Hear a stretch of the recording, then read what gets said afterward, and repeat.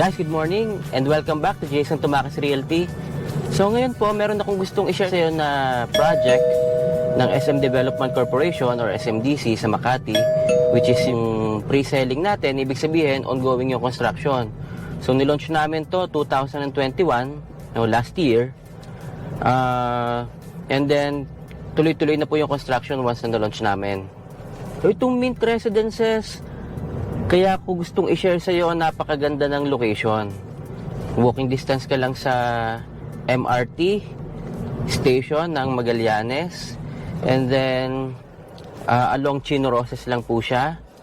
So, ang kagandahan din sa Makati, meron silang ginagawang subway. No? Ang Makati, meron silang sariling subway, maliban doon sa Mega Manila Subway na project ng Philippine government. Ito naman, yung Makati Subway, project na po ito ng Makati. So, ongoing na yung construction. So, in 4 to 5 years, most probably po, tapos na yung subway natin sa Makati. So, ano po ibig kong sabihin? So, yung value ng property mo doon, definitely, tataas. Alam naman po natin, yung Makati, ito yung Central Business District ng Pilipinas. So, yung value ng property mo, sigurado yung appreciation, hindi bababa yung value, tuloy-tuloy yung rentals pagka gusto mong paupahan. Katulad ko po, I have 3 units in Makati na pinapaupahan na. Kaya gusto kong i-share sa iyo yung project na to. I'm sure pagdating ng araw at na-turnover na sa iyo yung property, mas madali mo siyang mapapaupahan. Kung gusto mong pa-Airbnb, ang lakas na rin po na Airbnb ngayon, despite with the pandemic. Binalik na ulit yung Airbnb nung nag-level 1. So panoorin mo itong presentation na to ng Mint Residence para magkaroon ka ng idea gaano ba kaganda itong project. So kung meron ka mga katanungan, gusto mo magpa-send sa akin ng computation, mag-message lang po kayo dyan sa nakikita nyo sa screen. Email address ko nandyan, also may contact number. Pwede nyo i-message sa Viber saka sa WhatsApp. So, mag-reply po ako agad once na nabasa ko yung message ninyo. Turn left onto Northeast Miami Gardens Drive. Bale dun po sa mga first-time viewers natin dito sa Jayson Tumacas Realty. Ito po ginawa ko para matulungan yung mga kababayan natin, especially yung mga based abroad na may mga concerns sa mga real estate properties nila. So, mag-subscribe po kayo. Pag meron kayong mga katanungan, sasagutin ko po ito. So, bale ako po, 16 years na ako sa real estate industry and licensed broker din ako sa Pilipinas. But right now, I'm connected with SMDC for 12 years. So, SMDC, SM Development Corporation. So, nagmamarket din po ako ng mga properties nila. Meron din ako mga hawak ng mga property specialist. Bali, isa po ako sa mga managers ng SMDC. At tuloy-tuloy pa rin po ako sa pagtulong sa mga kababayan natin. So, marami pa rin nagtatanong sa akin. Marami pa rin kumukuha ng mga properties. So, panoorin niyo po itong project presentation, itong Mint Residences. Pag meron po kayong mga katanungan, mga concerns, inquiries, message nyo lang po ako at sasagutin ko po kayo.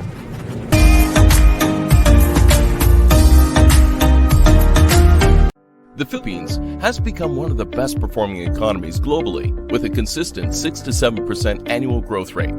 This economic growth, which spurred real estate demand, is driven by these factors.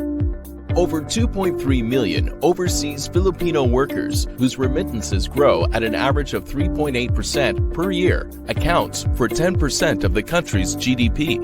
The Philippines, the largest global location for contact service delivery, contributes to 15% of the global business processing outsourcing market. Philippine offshore gaming operators accounts for 26% of office demand. Dynamic tourism campaigns leading to 7.1 million international visitors in 2018 and is expected to hit 10 million by 2020. The Philippines grants up to 40% of freehold ownership on condominiums to foreigners, with high rental yields of 6.13% compared to neighboring countries such as Singapore and Hong Kong. And Philippine properties being one of the most affordable in the region, the residential condominium market in Metro Manila has become an attractive form of investment. The government also invests $158 billion in modernizing Philippine infrastructure to accelerate economic growth, increasing domestic spending. Makati City is one of the modern urban centers in the Philippines. As the primary business district, it boasts the highest concentration of both local and multinational corporate headquarters in the country. With over 583,000 residents, its weekday population rises to 3.7 million due to the influx of workers, entrepreneurs, traders, and local and international tourists, which is why office, commercial, and residential spaces here are some of the most valuable in the country. Comprising of 46 embassies, 36 consulates, 7 five-star hotels, 1,200 BPO offices, and 5,000 banking institutions, Makati has become a thriving international business district. Makati also has 26,400 condominium units in the central business district, or 23% of the residential stock in Metro Manila, with a vacancy rate of only 10.62%, and with the continuous growth of the tourism industry and its working population, owning a property in Makati City can provide strong rental yields. Despite condominium prices increasing by 26% yearly, demand remains high, with 95% of floated inventory sold. The South Makati Gateway is expected to become the next growth zone of this thriving city. The local government has established strategic development plans that will benefit the business, small and medium enterprises, creative establishments, and residential projects in the area. With a capital appreciation of 6.5%, Makati prides itself as the most premium and prestigious address in the Philippines. With SMDC's residential offerings, having an address here has become more attainable for consumers and investors alike.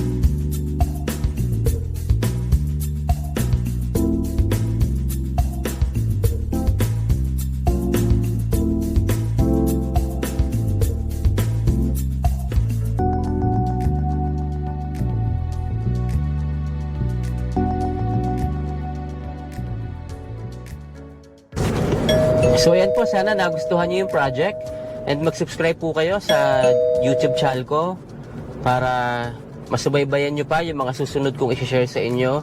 Again, this is Jayson Tumacas Realty at tuparin mo ang iyong mga pangarap.